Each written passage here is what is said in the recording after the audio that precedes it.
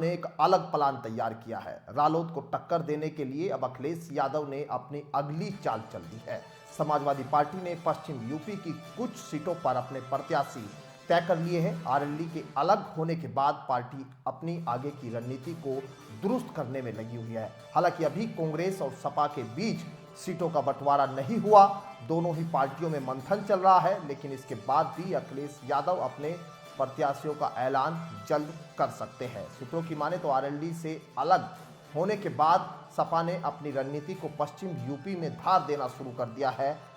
Party प्रमुख ने Muzaffarnagar seat के लिए अब सपा से हरिंदर मलिक उम्मीदवार के तौर पर बनाए गए हैं। हालांकि अभी तक इसका औपचारिक ऐलान नहीं हुआ, लेकिन जल्द ही कुछ सीटों पर पार्टी फिर से उम्मीदवारों का ऐलान कर सकती है। संभावना जताई जा रही है कि भारत जोड़ो न्याय यात्रा के बाद गठबंधन पर तस्वीर साफ होने के बाद इन उम्मीदवारों का ऐलान होगा। लोकसभा चुनाव को लेकर समाजवादी पार्टी ने बीते महीने 16 प्रत्याशियों की पहली सूची जारी कर दी थी। सपा की सोशल मीडिया में जारी सूची के अनुसार संभल से शफीकुर रहमान बर्क और फिरोजाबाद से अक्षय यादव, मैनपुरी से डिंपल यादव, एटा से देवेश साक्य और बदायूं से धर्मेंद्र यादव, खीरी से उत्कर्ष वर्मा, धोरहरा से आनंद भदौरिया और उन्नाव से अनु टंडन, लखनऊ से रविदास मेहरोत्रा, फर्रुखाबाद से डॉक्टर नवल किशोर साक्या को उम्मीदवार बनाया गया था।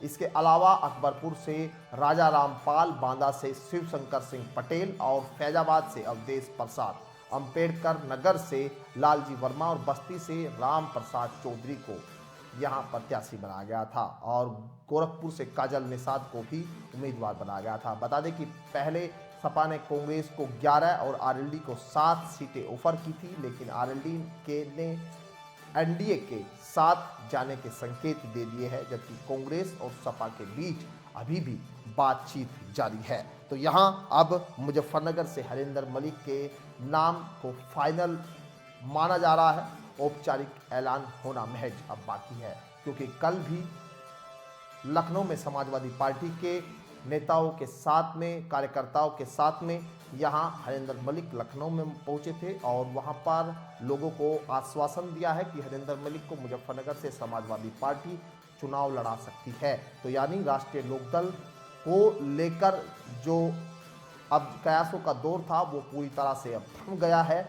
यहां पर हरिंदर मलिक और बीजेपी की ओर से जो भी प्रत्याशी होगा उसके बीच टक्कर हो सकती है। बता दें कि मुजफ्फरनगर लोकसभा सीट पर फिलहाल मौजूदा संजीव बालियान यहां से सांसद है और वो अब यहां फिर से एक बार प्रत्याशी बनाए जा सकते हैं, इसकी भी उम्मीदें प्रबल तौर पर मानी जा रही है। लेकिन अब हरिंदर मलिक समाजवादी पार्टी के प्रत्याशी के तौर पर जनता के बीच जो है वो जा भी रहे हैं और लोगों को सीधे तौर पर ये मैसेज देने की कोशिश कर रहे हैं, क्योंकि अब ऐसे में जो चुनाव की लड़ाई है मुजफ्फरनगर में बड़ी दिलचस्प होती दिखाई दे रही है, क्योंकि यहाँ राष्ट्रीय लोकदल के 2019 में चौधरी अजीत सिंह चुनाव हार गए थे, संजीव बालियान ने उनको चुनाव हराया था और अब एक बार फिर हरिंदर मलिक सीधी टक्कर यहाँ पर बीजेपी के संजीव बालियान के साथ होती हुई दिखाई दे सकती है।